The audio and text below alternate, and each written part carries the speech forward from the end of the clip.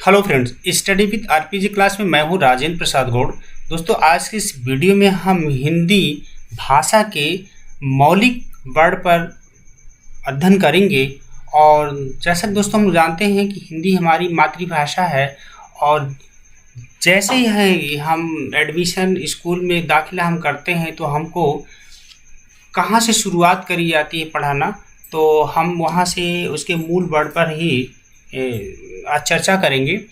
दोस्तों, यह वीडियो उन सभी लोगों के लिए बहुत उपयोगी होगी जो हाल ही में परीक्षा देने जा रहे हैं, चाहे नर्सिंग अफसर हो, आरओ एआरओ हो, टेट सीटेट हो। ऐसे तमाम सभी परीक्षाओं में हिंदी व्याकरण से संबंधित प्रश्न पूछे जाते हैं। तो दोस्तों, और तो और है, लेकिन हिंदी हमारी मातृभाषा है, इसलिए इस पर हमें जानना ही चाहिए। और हिंदी भाषा को लेकर के तमाम सारे विद्वानों ने, तमाम सारे साहित्यकारों ने हिंदी के महत्व के बारे में वर्णन किया है।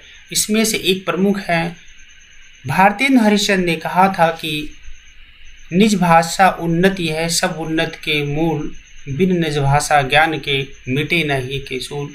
दोस्तों, ऐसी हालांकि हम लोग इसको पढ़ चुके होते हैं, लेकिन ये छोटी छोटी चीज़ों को हम नज़रअंदाज कर दिए होते हैं और ऐसे ही छोटी सी चीज़ परीक्षाओं में पूछ लिए जाते हैं। देखिए दोस्तों, प्रश्न तो प्रश्न है, सभी प्रश्नों पर समान अंक मिलते हैं, इसलिए हमें इसको नज़रअंदाज नहीं करना है। और जैसा कि आप देख रहे हैं, मैंने इसको पीपीटी पर इसको टाइप करके आपके सामने रखा हूँ, आप इसकी स्क्रीनशॉट भी ले सकते हैं। हम शुरू करते हैं। देखिए, हिंदी, हिंदू, हिंदुस्तान, ये सभी शब्द फारसी भाषा के हैं। दोस्तों, कभी परीक्षाओं में पूछा जा सकता है कि हिंदी जो शब्द है वह किस भाषा से, यह जो हिंदी शब्द है किस भाषा से संबंधित है। तो हमें यह जानना चाहिए कि जो हमारी हिंदी है वो फारसी शब्द है, अर्थात हिंदी शब्द ईरानियों ने रखा था, तो इसलिए हमें जानना चाहिए, परीक्षा में पूछा सकता है। कभी प्रश्न में आता है, छोटी सी प्रश्न है कि हमारी मातृभाषा क्या है, तो हमारी मातृभाषा हिंदी है, सभी लोग जानते हैं। और हिंदी हमारी राष्ट्रभाषा, ये भी हम जाने, हमारे देश की अधिकृत भाषा है, ये भी हमें जानना चाहिए। और हिंदी भाषा की उत्पत्ति किस भाषा से हुई, ये भी हमें जानना चाहिए कि हिंदी भाषा की उत्पत्ति संस्कृत भाषा से हुई है। और हमें ये भी जानना चाहिए कि आज भारत में कितने प्रदेशों में हिंदी बोली जाती है। तो दोस्तों, 7 से अधिक प्रदेशों में हिंदी भाषा बोली जाती है, ये भी आपको जानना आवश्यक है। हालांकि प्रश्न हमने नहीं बनाया है, लेकिन इसमें आपके प्रश्न छिपे हैं और प्रश्नों के उत्तर, तो आपको इसको गहराई से, बड़ी सिंसियरली इसको पढ़ना है। और एक चीज़ और है, देख लीजिए, 14 सितंबर को हिंदी दिवस के सम्मान में प्रतिवर्ष हिंदी दिवस मनाया जाता है। ये भी परीक्षा में की दृष्टि से काफ़ी उपयोगी है, इसलिए हमें ये जानना होगा। दोस्तों, मानव के वागिंद्रियों द्वारा व्यक्त ध्वनियों जैसे अ, छोटा, बड़ा, छोटी, बड़ी, री, तो आदि को जब लिखित रूप में व्यक्त किया जाता है तो उसे हम वर्ड कहते हैं। और वर्ड को ध्वनि भी कहते हैं, एक भाषा की न्यूनतम इकाई है, बशर्ते ये होता है भाषा को सुना कहा जा सकता है और वर्ड को लिखा जा सकता है। तो दोस्तों, हम अगले पीपीटी पे चलते हैं और हम इसमें देखते हैं कि इसमें क्या है।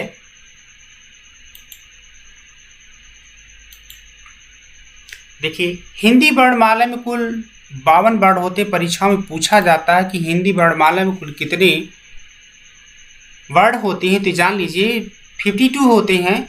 इन्हें हम 2 भागों में बांट सकते हैं, इन भागों में बांट सकते हैं। एक तो होता है स्वर। स्वर, इनकी कुल संख्या 11 होती। कभी परीक्षाओं में पूछ लिया जाता है, थोड़ी सी चीज़ है, छोटी सी चीज़ है, माइनर चीज़ है, लेकिन हमें जानना चाहिए, लोग गलती कर देते हैं। तो कुल 11 स्वर होते हैं। और व्यंजन की संख्या दोस्तों कुल 41 होती है। और इसमें अजोग वाह भी कभी भी प्रश्न पूछ लिया जाता है। तो विसर्ग, अनुनासिक, इसमें चंद्रबिंदी भी कहते हैं, अनुस्वार, और तो ये भी इसको अजोग वाह कहते हैं। कभी कभी विकल्प दे देता है कि अजोग वाह क्या है, तो ऐसे विकल्प दे दिया जाता है, आप समझ नहीं पाते हैं तो प्रश्न गलत हो जाते हैं, तो ऐसा मत करिएगा। आप इस वीडियो को पूरा देखिए, इसमें बहुत सारे तथ्य छिपे हुए हैं व्याकरण से संबंधित। यद्यपि हमने लिखा है अयोग वाक्य की गणना इसमें नहीं की जाती है। अब दोस्तों हम पढ़ते हैं स्वर के कितने भाग होते हैं। तो दोस्तों स्वर के जो भाग होते हैं खास करके 3 होते हैं, हालांकि कहीं किसी किसी किताबों में 2 ही मिलते हैं। तो हम इस पर चर्चा करते हैं। एक पहला होता है ह्रस्व स्वर, छोटा आ, छोटी ई, छोटा ओ, ऋषि। ये इसे ह्रस्व स्वर यानी छोटा स्वर कहते हैं और इसको हम मूल स्वर भी कहते हैं। कभी भी प्रश्न पूछा जाता है कि मूल स्वर कौन कौन है, मान ली विकल्प में दे दिया बड़ा आ, बड़े ई, बड़ा ऊ और उसमें छोटी या छोटा दे दिया, आपसे पूछा इसमें मूल स्वर है कौन, तो आपको जानना चाहिए कि मूल स्वर 4 होते हैं, छोटा आ, छोटी, छोटा ऊ, ऋषि। और दोस्तों चलते फिर है दीर्घ स्वर। दीर्घ स्वर होते बड़ा आ, बड़ी ई, बड़ा ऊ। तो ये जो 3 होते हैं ये दीर्घ स्वर होते हैं, हमें जानना चाहिए। यानी 4 हमारे ह्रस्व स्वर जिसको मूल स्वर कहते हैं और 4 होते हैं संयुक्त स्वर होते हैं, जिसमें देख सकते हैं ए, ऐ, ओ, औ। संयुक्त स्वर दोस्तों क्यों कहते हैं, क्योंकि ये 2 स्वर से मिले हुए हैं। जैसे कि ए होता है, ए जो बना होता है वो छोटा आ और छोटी ई से बने होते हैं। और ये कभी पूछ लिया जा सकता है कि जो ए बना हुआ है संयुक्त स्वर है किन किन स्वर से मिलकर बना है। और ऐ दोस्तों, ऐ बना है छोटा आ और ए से मिलकर के बना हुआ है। और ओ जो बना हुआ है ये छोटा आ और ऊ से बना हुआ है। तो हमें जानना चाहिए कभी कि ये छोटी सी चीज़ें हैं लेकिन महत्वपूर्ण परीक्षा की दृष्टि से है।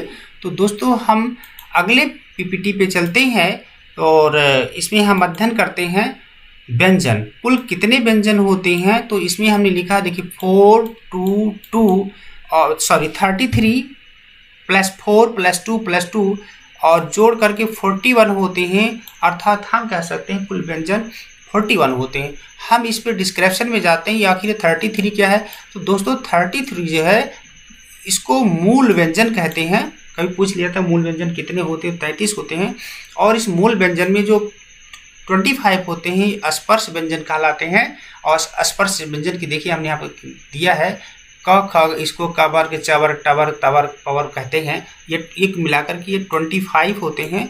तो जो 25 होते हैं ये स्पर्श व्यंजन होते हैं। दोस्तों स्पर्श व्यंजन इसको क्यों कहते हैं, ये कहीं न कहीं इसको बोलने में, हमारी ध्वनि निकालने में वो हमारे कहीं न कहीं आंतरिक आर्गन को टच करती है वो हवा।